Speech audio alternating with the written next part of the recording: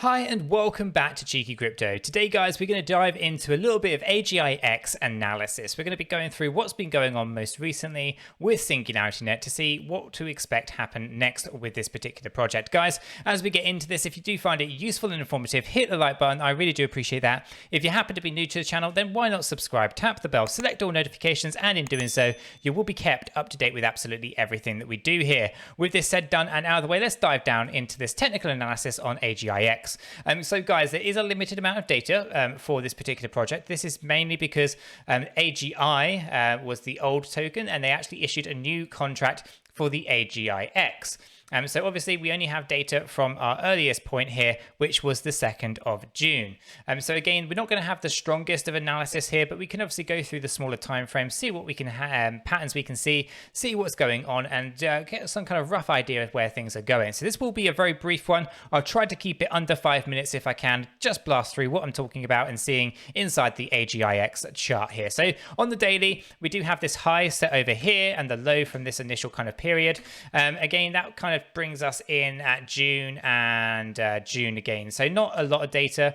And obviously we started to move on out of here pretty quickly from there. So ultimately, if we start thinking about how high it was previously, obviously that would be more helpful to give us a bit of a flavor as to where things are going. But I'm hoping that the patterns do change in the near future where we'll actually start to be able to analyze some decent kind of Fibonacci retracement zones and extensions, okay? But for now, we do have some interesting things that are turning up on this daily chart, right? So we have a good surge past the previous high over here at 34.2. We broke through here with a back test on this area as a support line.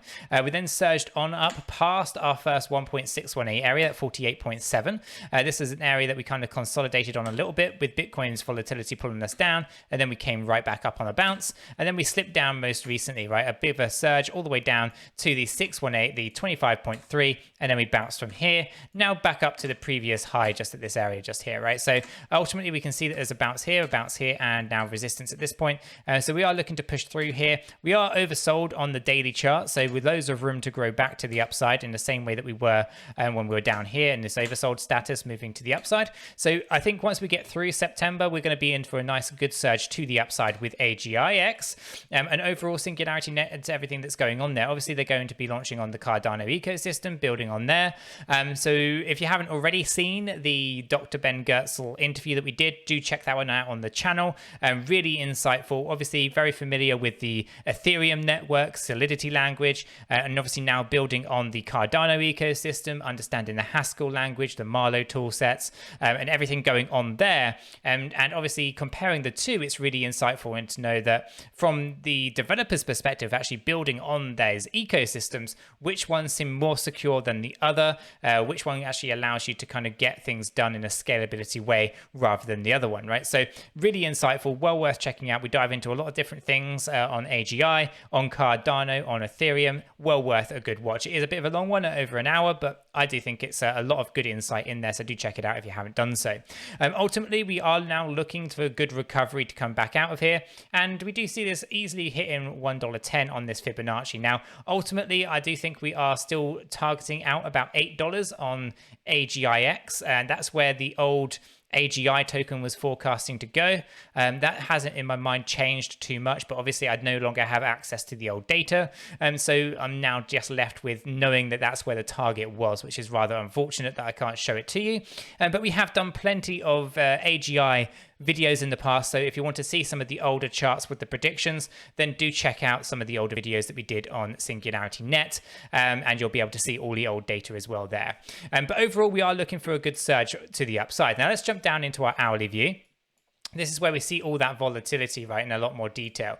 I'm going to just pull this over and we can see that the area that we were coming into here was bouncing from the 618, and we've started to see this good surge to the upside overall. Now, what we have here is an overbought area on our stochastic, so we will be looking for a pullback on AGI.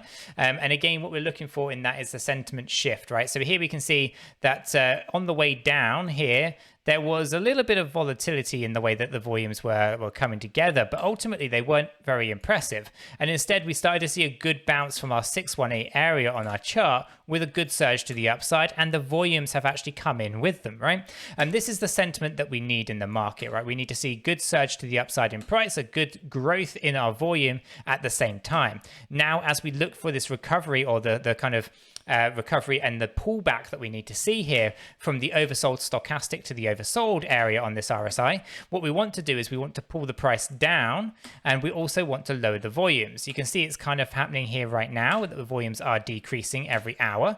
If we can continue to decrease the volumes, then actually we should find a nice area for good support. And I'm going to just quickly mark this up as my ideal area that I would like to see kind of come in. And that is going to be right about, if I could just get that on the line about here, that would come in at about 30.7 cent, okay? And if we're able to lower the volume significantly enough that their price, ultimately there are less sellers than there are buyers on the way down, we should get a bounce from that area, whilst also correcting our stochastic and moving our stochastic to the upside. This would see a nice strong recovery for AGIX out of this area and go back to those highs that we were experienced before. I do think we are still going to expect, we should expect volatility for the next week or so until we get out of September. But after that, once we get into October, my expectations will be that we'll start seeing some interesting areas get hit here for Singularity NET. I'm just going to quickly mark this area up because this is a really interesting one for us. Okay, so although we will look for support here, we'll be looking to also find resistance up at 42.5. This is an area of resistance here before getting a break to the upside.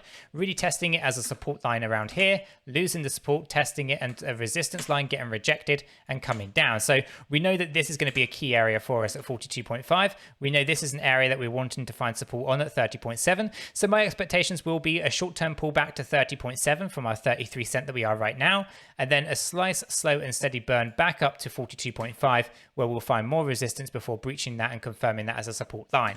Overall, we've got a lot of work ahead of us, but I think in the next week or so, we can obviously slowly work our way back up to those areas ahead of where we're expecting things to really go and when we get into October. Overall, if we are, a bit emotional about what is going on with the smaller time frames, it can be obviously a little bit hard to look at sometimes. It's important that we zoom out and we pay attention to the bigger time frames of what's going on with our daily or our weekly. Now, it's really hard to do a weekly chart with AGIX, but the daily does show us a nice interesting moves to the upside, and then we can start to see the recovery here as well. Ultimately, I am expecting this thing to go up, as I said, to about $8, drive the peak of the bull run. And from there, I think it'll be a nice, bear market crash again, like we've seen previously, where again we'll be able to pick up AGIX at some discounted rates. So do join us for the bear market as well. I'm going to leave this there, guys, slightly over the 5 minutes, but hopefully you have found this useful and informative. If you have, hit the like button. I really do appreciate that. If you happen to be new, why not subscribe, tap the bell, select all notifications, and in doing so, you will be kept up to date with absolutely everything that we do here at Cheeky Crypto. With this said, done, and out of the way, I hope everyone has a fantastic day, and I'll catch you all in the next one.